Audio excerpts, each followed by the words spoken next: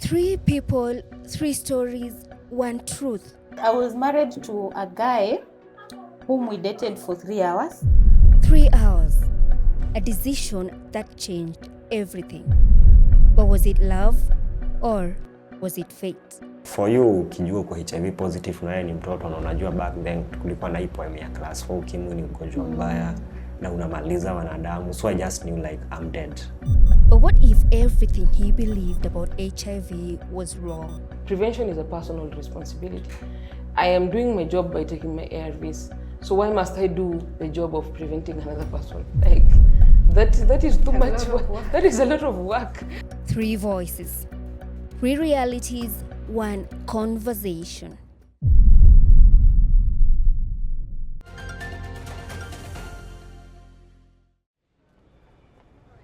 Today we embark on a journey into the lives of 3 individuals, Anthony, Nancy, and Doreen. The 3 individuals who show us that HIV is more than just statistics. These are real stories of real individuals living positively with HIV.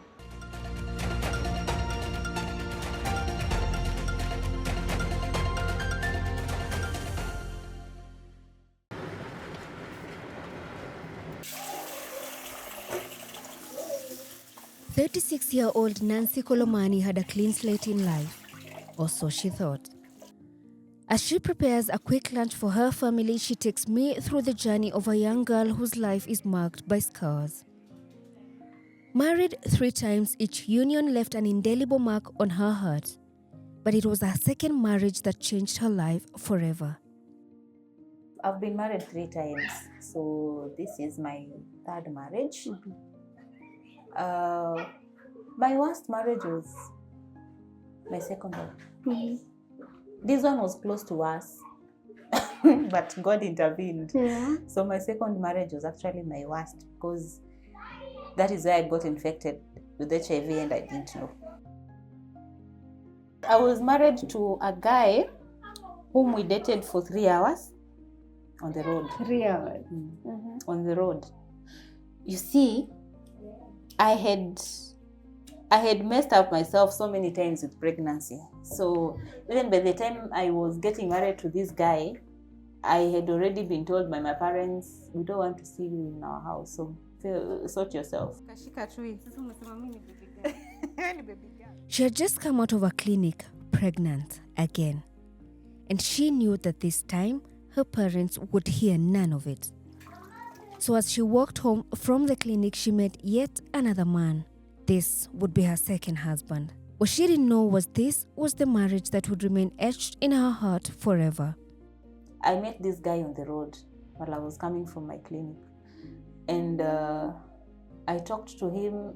Actually, I was crying because I was in deep thinking. I was wondering where I was going to go, what would happen to me. And then he comes and he talks to me and he's like, why are you crying alone on the road? What's happening? So I told him my story.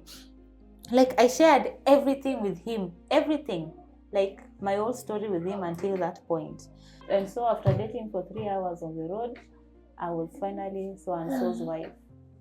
So that's how I got married. I didn't know that I was actually putting myself in more danger than the one I was in, because now this guy first, he knows I'm desperate. He knows I don't have people who can protect me, because I've already told him my parents don't want me in the house, they want me out. He knows I'm pregnant, so, and the pregnancy does not belong to him. In as much as he says he's going to be very supportive and stuff, he knows the pregnancy is not his. And so he's like, okay, no problem, I have you as a wife, because sina garama, I'm cheap. So I got married like that, and I think he started mistreating me when I was 8 months pregnant. The physical violence became too much. The emotional damage again was too much. I decided to walk out. Nancy walked away seeking a fresh start. And she found love again. But this time, it came with a shocking revelation. I started life alone. And then I got married now to my husband right now. This is the 3rd time. Yeah, to my 3rd marriage now. So 2 years in marriage, we didn't have a child. And then I got pregnant. and I decided to begin my clinic early. So I began my antenatal clinics at 5 weeks. Of course, I was excited. I really wanted a child at that time. So I was super excited. For some, the journey with HIV begins at an age too young to comprehend its full impact. But for Nancy, during a routine prenatal visit, her life would change. She tested positive for HIV and her world crumbled. But her husband's negative result left her grappling with guilt and fear. Of course, they did all the tests that they normally run on pregnant women, and I turned positive for HIV. What ran in my mind immediately was my husband. But now when my husband got tested, he turned negative. That's when now I started flashing back, and I remembered what the nurse told me during counseling, and I was like, oh, so if I can live with HIV virus for even 15 years without falling sick, then that means I must have been infected from that marriage. The second marriage. But I thanked God because my husband was not infected. I was like, it's okay if he's not infected. At least this is now my problem. Even if he's to walk out, he will walk out as safe as he came in. I was very sure my husband was going to walk out.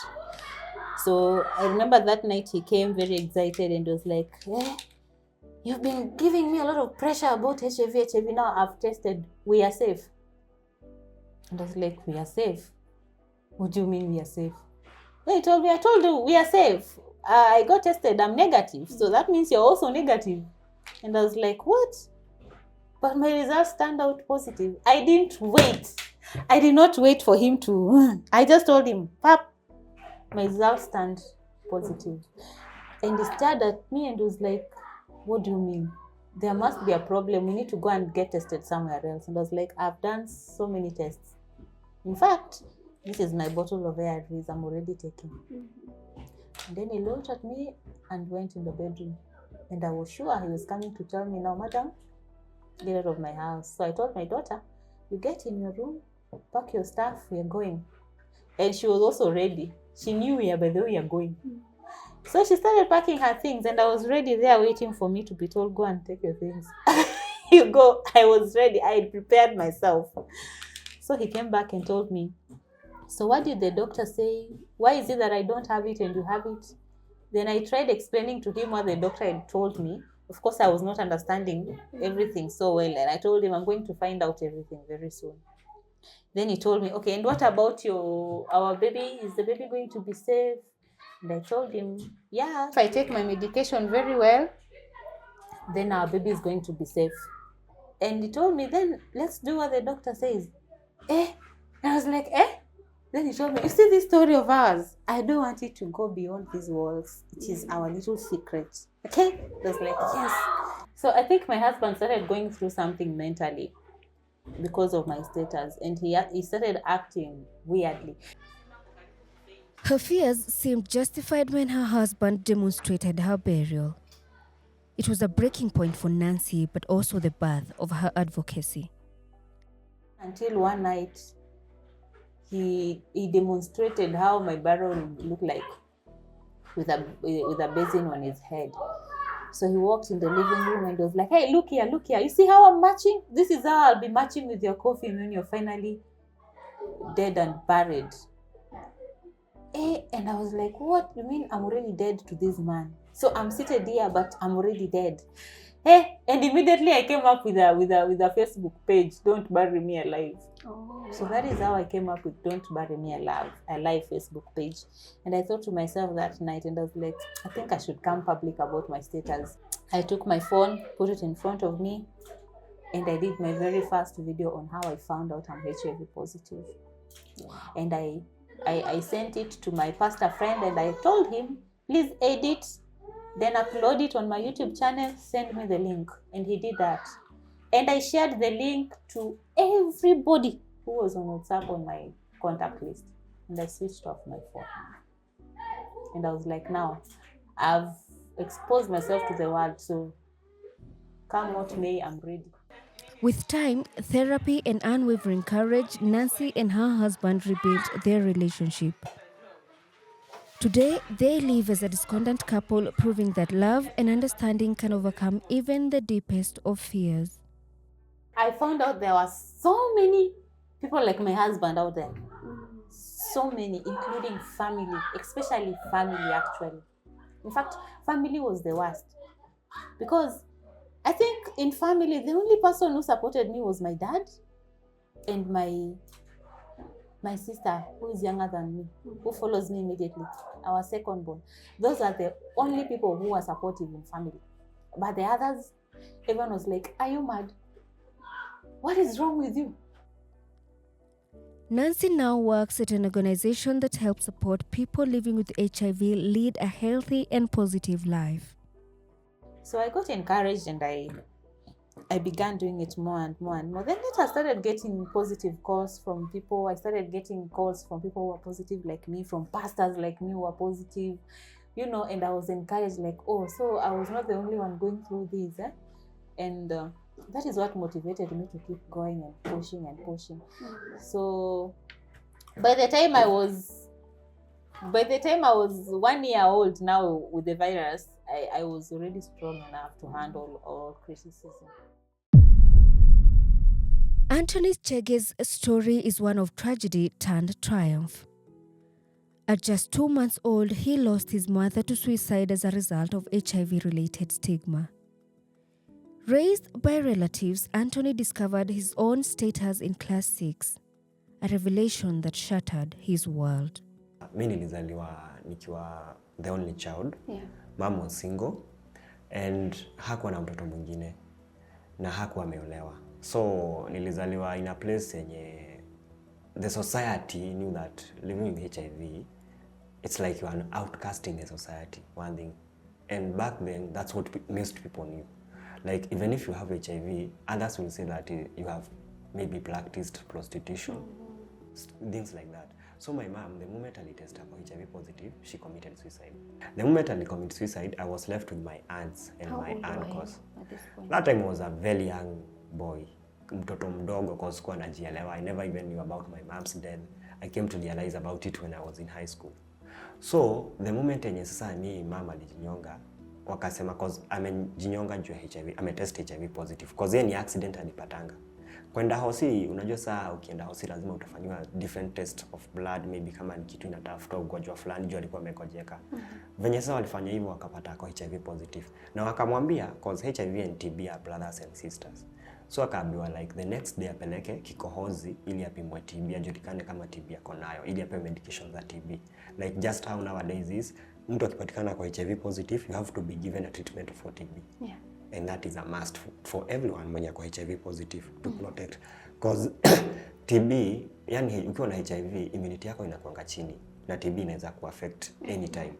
So venye aliambiwa apeleke kikohozi, hapo ndo the next morning venye auntie walikuja kumuita apeleke wakapata shajinyonga. And that's how I lost my mom, nikaachwa na auntie. But it was not easy because just after that, mimi nilipelekwa hosi nikatest positive, but for me I never knew.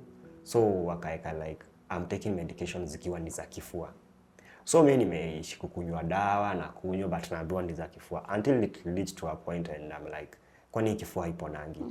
And I'm like, I won't take this medication again because my friends at school, they are not taking the medication, but for me, why am I taking them? Because hata mimi nikienda hadi hosi nilikuwa naambia my schoolmates, mimi naendea dawa za kifua. So hata wengine wanajua unaendea dawa za HIV. Wanajua cause unajua saa wazazi kwa society washaongea, you are in a disc.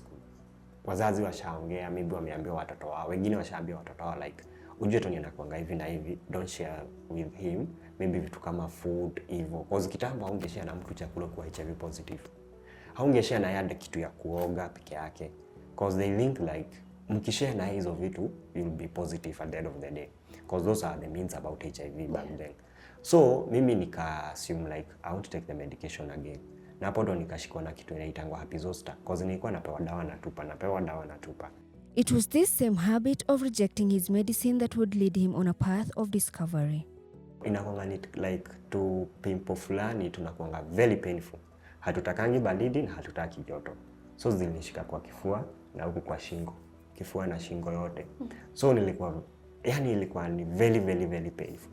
yenye ilibidi sasa madaktari they had to reveal the truth, what is it in me. How old were you at this point? I was at class 6. That's when I knew I'm HIV positive. You know, nowadays, by the way, it's not like kitambo about HIV. Kitambo get test positive, HIV positive, how unakuwa enrolled to ARVs direct. Venye sasa niliambiwa I'm HIV positive, hiyo kitu si kuitake on a lighter note. Cause for you, ukijua uko HIV positive na wewe ni mtoto na unajua back then kulikuwa na hii poem ya class 4, ukimwi ni ugonjwa mbaya na unamaliza wanadamu. So I just knew like I'm dead. And my life is done. How did you carry on with the journey after that? Now the journey after that, I came to realize like many people are fighting depression. People reached out to you. Many people are fighting depression. Many people are in stress, and many people are in denial. And I came to realize even in love life, many people are, mostly the people who are HIV positive, wako na shida ya mapenzi. Cause unapata like unaenda kuambia mtu about your HIV status, ana kutumia alafu anaenda. Cause most of the people who are HIV positive, they act like they are desperate because of love. Cause wanatakanga tu love. They just need love. Nothing else by the way. Someone who is HIV positive, anataka tu mapenzi. Aone mtu mwenye anaweza mu-accept venye yako, treat in a fair way venye tu wako, na hata stigmatize. His courage in sharing his story has given him a strong sense of purpose. When someone is undetectable, you never transmit the virus through sex. Just like me and my partner. You never transmit the virus through sex. Na watu wataishi vizuri na hatukutakuwa na new HIV infection. Even if mmeenda somewhere clubbing, like nowadays how the youths are doing. Watu wameenda parties, clubbing, and they are reckless. Nobody's taking care of themselves. So even if they messed up uko, about new HIV infection, will be already have minimized them. But kwa STIs, bado watakuwa na fight nazo. But on the part of HIV, tutakuwa tumeweza kufight nazo. Anthony refused to let HIV define him. In sharing his story, he has transformed his pain into a source of empowerment. Today, he advocates for others, proving that living with HIV is not the end, but a new beginning. Hatutaishi kulia kwa hii life. We need to accept ourselves na tujipende. Na hapo ndo nikajiitikia, until sasa nikafika to the journey, nikakuja in public about my HIV status. Wakati ulifika hiyo point ya go public, there's the difference between you accepting it and deciding, okay, I'm going to announce it to the world. What pushed you to announce it to the world? Me, by then when I was coming to public, I was not doing it to help people. No. I was doing it for me to kill myself. No. That was the thing. Cause nimepatwa na stress, niko na depression again. I was in Kiambu, I can remember. Cause unapata watu wenye unashare about your HIV status. Sasa, it's like, bado still they wanna kustigmatize. Again, life yangu nilikuwa nimefeel like imenifika mwisho. So for me, nilikuwa na post video, nilijirecord. Nilikuwa na post video, if it get positive feedback, it's fine. If it get negative feedback, I'm done. That was my choice. Juu nilikuwa naona like even many people are committing suicide, so I wanted even me to follow that situation. So venye mimi nilipostingi na kukanga vizuri with my friend, nikapost hiyo story. Kupost hiyo story venye nilikazima simu. Venye saa niliamka ndo nikaanza kuangalia saa feedback za watu venye wanasema. Unapata kuna mtu abdi amesema umeipata na umalaya, lakini amekuwa stopped na watu na ametusiwa vibaya. Na unaona watu wanakushika mkono na wanajaribu kuambia it's fine Tony, usimind nini. So hata watu ndo walinipea hiyo courage sasa kabisa. Kwa sasa kama wangekuja na in a negative way, obviously I could kill myself. At 32, Doreen Mura had been on ARVs for 19 years. Diagnosed at just 8 years old, Doreen's journey is one of resilience and hope. Up until when I was 8 years old, my parents didn't know what was wrong, but I was always having one problem or another. So I had what we call herpes zoster or shingles. And so the doctors suggested maybe we could test her for HIV because it's usually an opportunistic infection that is sometimes can be an indicator to you being HIV positive. So I got tested. My parents got tested as well. No, I got tested first. So my result came out a few days later that I'm HIV positive. So the doctor suggested because she's 8 years old, we need to know how she got it, so maybe you could start by testing yourselves. And because the thing about HIV, I think most people tend to forget that there are more than one ways of you to get HIV. And the other two ways are non-sexual. So in as much as the sexual part holds a lot of the new HIV infections, there are other ways of getting HIV, such as getting it from mother to child, and for the people who inject drugs.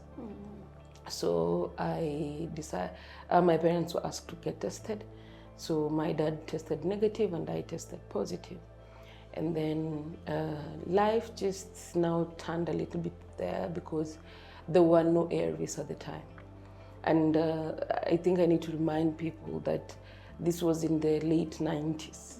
It was not in 2024, because a lot of people tend to ask, why did your mother not test when she was pregnant? Why did she not know her status at that time? Why did she not give you the medication that exists now, that children born to HIV positive mothers can be given, so it prevents HIV infection? And that now we're speaking from privilege, which we did not have that time. Yeah. Exactly. So the doctors were even shocked that I had done like a whole 8 years with no diagnosis and no treatment. So mine was just like other children born with HIV, a case of late diagnosis. At 8 years of age, are you even aware what this is that you're dealing with? Did it register at that point? They didn't tell me because I didn't know. Yeah. So I didn't know that I was HIV positive. So I just continued living my life like a child. It's just that now I was constantly sick after that point. And I think the HIV was now progressing a little bit. But 5 years after that, now I was told that I'm HIV positive, because that was also the time I was starting ARVs. In her teenage years, Doreen faced the harsh realities of stigma, hiding her medicines and struggling with disclosure. She was just a young girl trying to make sense of everything. I didn't share it with any of my friends, because at the hospital, when they told me that I'm HIV positive, they also told me I shouldn't tell anyone. So because of that, I was like, it's fine. Like to me, I really didn't think of HIV at 13. I did not look at it the way most people look at it, because I do hear other people speaking about the diagnosis and they're like, oh, I was shocked, I was scared. I was just happy to be involved. Yeah. When I finally went to boarding school in Form 3, there was the constant hiding of the medication. And if somebody saw them, then I had to lie that this is medication for another condition and not HIV. And then now, when I finished high school is when I think it hit me now even harder, that the world doesn't see HIV as a normal, lifelong, manageable health condition, but rather you need to blame someone, there's a lot of personal bias, and so people project that to you. So now you start feeling bad about something that is not a you problem, really. So now, at that point, I was like, I don't know whether I like this thing anymore. You see, you have to understand that anybody who takes daily medication for whatever health condition, it just has its toll on you at one point. I remember when I started sharing my story, it wasn't for advocacy, it was for sharing a story. Just, that was it. There was no big agenda, there was nothing. Just share the story and that is it. Doreen now uses her experience to encourage others live openly and unapologetically. She works with different NGOs, giving her story and encouraging people with her favorite slogan, I am a beautiful story. This reminds us that HIV is not a moral failing, but a condition that can be managed with love, support, and understanding. You get to a point where now you feel you're old enough, you want to start a family, or get into a relationship. Are people treating you differently now because they know your status based on what you share online? Not really. Well, I don't know. It's 50-50. Because there are people who already know my status, so they're okay with it, and it's not like a big deal to them. There are people who want, I don't know how to put it, but there are people who just want to behave like, as a person living with HIV, you can't say no to them because, because now they keep on, they bring this thing where they tell you, I'm HIV negative, but I'm interested in you. And then now they are planning things for you that you're like, I have a right to not accept you. I have a right to not want to be part of your life. My status notwithstanding. And I try so much to be very, I don't want to say politically correct, but I try a lot not to bring or rather have a dating life from the people who follow me on social media, because I wouldn't know who these people are, and it's just hectic. So most of the times I really just try and be like, if they're trying to be weird, I just block them because it's easier that way. Yeah. Have people treated you differently? Maybe after you've decided, let's get into a relationship, and then they come to find out your status. Do they treat you differently? Have you experienced this? And do you have specific incidents of what happened? In the recent years, not really. Yeah. In the previous years, yes. Some were like accepting at the beginning, and then they're like, nah, I don't think I can do this. And I know at that time it felt like, oh, wow, like I already told you, I'm HIV positive. We are already leading this life and all that. And at one point even seemed comfortable with it. But then I came to realize that people have a right to feel how they want to feel. And I would, and sometimes I do see people living with HIV and complain about it, that, oh, I told them before they were okay, then they changed along the way. People are allowed to change their minds, and there's nothing wrong with that. As long as they're not being mean about it, it's fine. Let them go. Because I know that a lot of times, most people living with HIV insist on, we are unable to date because you tell somebody they behave okay, then all of a sudden they don't. And I'm like, the one thing you need to do is accept your status. You know, when you accept your status, there are things that you're not going to tolerate in relationships, for example. When you accept your status, disclosure is going to be easier for you. So you're not going to be the kind of person who gets into a relationship and 3 years later you're still not, you have not told this person, because it means you're not even honest with yourself. So I usually insist on telling people living with HIV, do the work of accepting yourself first before you go and, because most people say, no, but I want a person who is going to love me the way I am. And I'm like, there is nothing wrong with the way you are. So they want to insist that they must marry you, and they must give you kids and all those, like they're offering you things that you're like, but I didn't say any of that. Like there's nowhere I said that. And some of them will come, and especially on the comments, I see some of them and they're like, just ensure that you do not infect other people, or ensure that, I think the most recent one was last week where somebody asked me if I have a partner and if I protect them. And I told them it's not my job to protect a partner. It is their job to protect themselves, because prevention is a personal responsibility. I am doing my job by taking my ARVs. So why must I do the job of preventing another person? Like, that is too much work. That is a lot of work. What I've experienced is just some people with a lot of audacity trying to behave like they want to do me a favor and date me. So to me as a person, the dating scene for people living with HIV is still very gray area, and it's because of the ignorance that exists. You see how we have discordant couples, where one person is positive and the other one is negative, where people now say the negative partner is a HIV carrier, but there's nothing like a HIV carrier. In fact, I wish we would stop using that term, because it's a stigmatizing term. So you either have HIV or you do not have HIV. In Kenya, according to the National AIDS Control Council, over 1.4 million people live with HIV with an adult prevalence of 4.9%. Despite advances in treatment, awareness and stigma remains a formidable challenge. And then there is now a popular misconception about that as long as you're HIV positive, you must be in a relationship with or marry another person living with HIV like you. Well, because now we have different prevention methods. HIV is very preventable. So which means that you can be with a HIV negative partner very comfortably if either they're on prevention, or you as a person living with HIV, once your viral load is suppressed, you cannot transmit HIV to them. This whole mentality that HIV is for promiscuous people is not right. It is a misconception, because you don't need 50 partners to infect you with HIV. You just need one partner who is not on treatment. And sometimes it happens in marriages. Exactly. It does happen in marriages, where you will find two people are in a marriage, but one of them ends up positive, and then now it's very hectic. So that's, I wish we would change how we view HIV and just learn, because we have refused to learn and unlearn and relearn. First of all, take your medication. Right. Because if you take a medication, you have health guaranteed, so you're good. You will have the capacity to run a family.